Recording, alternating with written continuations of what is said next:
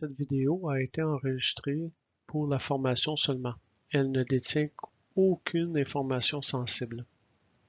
C'est important de savoir que pour les turbomachines, la pression de l'air et la vitesse de déplacement de l'air sont un principe très important. Donc, on va dans différentes sections du moteur parler beaucoup du tube Venturi.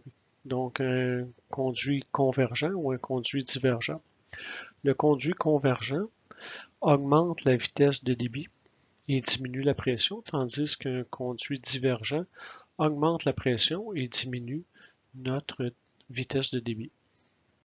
Vous voyez ici un graphique qui représente l'effet d'un conduit divergent dans l'entrée d'air. Donc, lorsque l'avion avance, l'air pénètre dans l'entrée d'air et grâce à un conduit divergent, la pression va augmenter. Donc, on va avoir nécessairement une poussée nette plus importante. Pour l'entrée d'air, l'important, c'est de faire entrer assez de masse d'air pour permettre la pleine puissance. Donc, la forme est peu importante. C'est des experts qui dessinent les entrées d'air, donc c'est des compagnies autres que celles de l'avionneur ou du motoriste. Donc, l'entrée d'air fait partie de la nacelle. Elle doit nécessairement ne pas créer de traînée sur l'avion.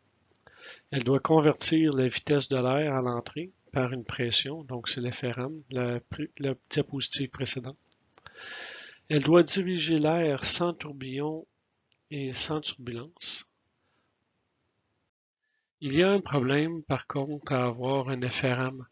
Si la pression augmente, nécessairement la température augmente. Et on veut avoir l'air le plus froid possible dans notre moteur, qui entre dans notre moteur pour pouvoir mettre le plus de carburant possible. C'est le carburant qui fait accélérer l'air dans la tuyère. Donc, c'est cette différence de température-là qui fait en sorte qu'on va avoir un avion qui va se déplacer vite ou pas. Pourquoi se déplacer vite? Parce que l'avion va tout le temps se déplacer un petit peu moins vite que la vitesse de sortie des gaz. Donc, on a tout intérêt à avoir un air qui rentre très très froid. Vous comprenez ici pourquoi on parle de faire le moins de traînées possible. Donc, le moteur qui est dans la queue à l'arrière, le troisième moteur, prend son air en avant ou en haut du fuselage. Donc, un gros tuyau de la grosseur du moteur va prendre l'air en avant et va l'amener jusqu'au moteur. Vous avez sûrement remarqué que l'entrée d'air, la partie avant, est arrondie. C'est pour permettre le remplissage parfait de notre entrée d'air. Donc, à l'arrêt, le moteur, lorsqu'il augmente de puissance, va aspirer l'air à l'extérieur du moteur. Donc, la particule qui se trouve en dehors du diamètre de l'entrée d'air vont être, elles, aspirées et vont vouloir entrer dans le moteur, comme sur le dessin de gauche. Donc, la particule qui est en bas de l'entrée d'air va être aspirée et va former une ellipse. Il va empêcher les particules devant l'entrée d'air de remplir notre entrée d'air. Donc, il va y avoir la zone rouge qui ne sera pas remplie. Donc, notre moteur va manquer d'air. Donc, dans le dessin de droite, la représentation dans le dessin de droite permet de voir que la molécule qui se trouve à l'extérieur du diamètre de notre entrée d'air pourra suivre la forme arrondie de notre entrée d'air et là pénétrer dans le moteur sans perturber notre diamètre. Donc, le remplissage de l'orifice de l'entrée d'air va être complet. Donc, dans les bancs d'essai, à cause du phénomène d'aspiration de l'air, on est obligé de mettre une entrée évasée, donc en anglais un bellmouth. Vous voyez ici la représentation. Ça fait quand même quelque chose de très très gros pour les moteurs très puissants. Il serait impensable de mettre ça sur un avion. Donc, c'est pour ça que dans l'avion, on a fait un compromis. On est allé avec un petit rebord. Ça enlève de la performance au moteur. Donc, on a tout le temps plus de performance dans un banc d'essai que sur l'avion. Pourquoi? Parce qu'à cause de notre forme d'entrée d'air. En vol supersonique, on a un petit problème. Pourquoi? Parce que notre déplacement de l'air est différent. Donc, toutes les particularités du déplacement d'air en subsonique sont inversées en supersonique. Donc, on est obligé d'avoir une entrée d'air qui est convergent au départ et divergent par la suite. Donc, le fait d'être convergent en supersonique va ralentir l'air.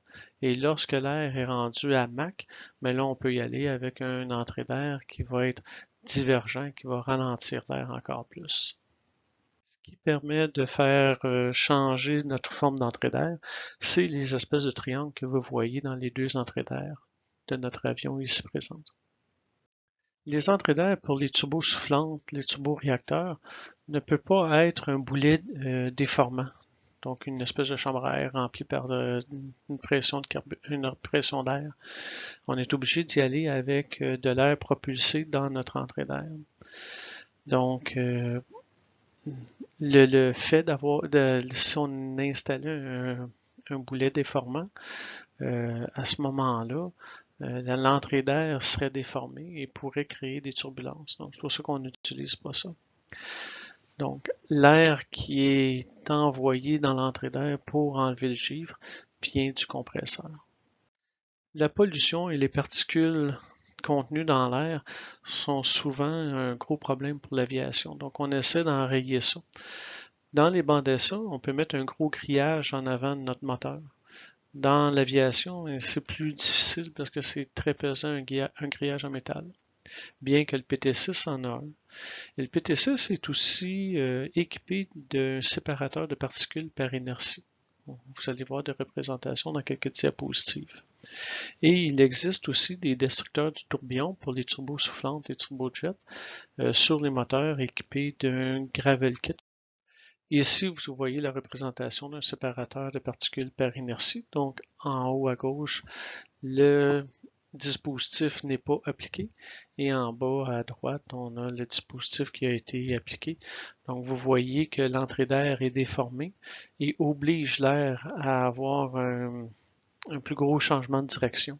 Ce changement de direction-là fait, dans le fond, mettre une force centrifuge à l'air et les lourdes particules, elles, ne peuvent pas être aspirées par le moteur, donc vont être contournées et aller dans l'échappement.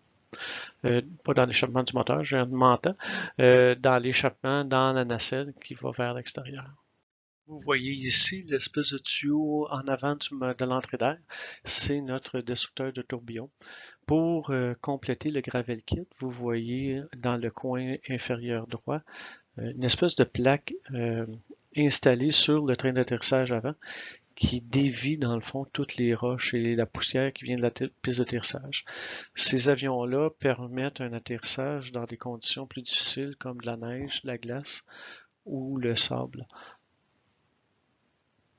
On voit bien ici le tourbillon qui est formé lorsqu'un moteur fonctionne et que l'avion est à l'arrêt.